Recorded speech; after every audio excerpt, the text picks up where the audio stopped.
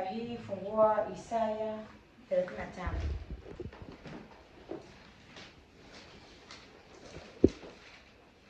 Anasema nyika na mahali palipo ukiwa pata furahi.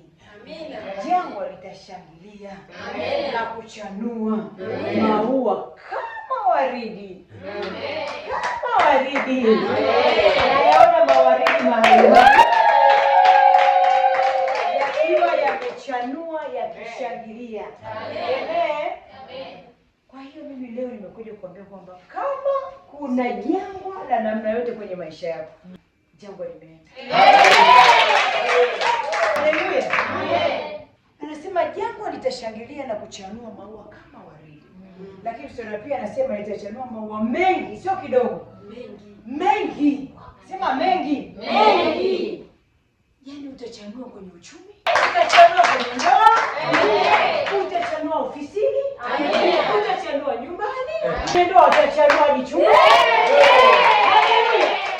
Lakini niseme hivi, safari hii lazima tule ubobo izoni.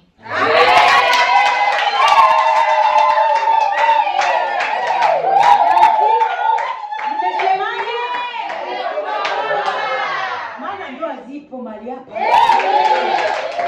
Naona mashera mahali hapa.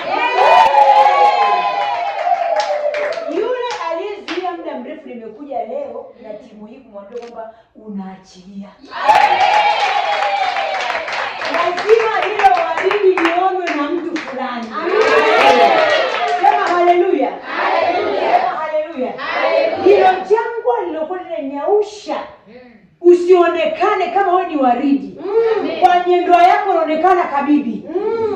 Ukipita njiani bado ni mdada unaonekana kazini. Ni tumekuja leo hapa kusema kwamba kwa jina la Yesu. Kwa jina la Yesu. Wanasema kwamba hata kama ni ngumu inawezekana. Haleluya. Haleluya.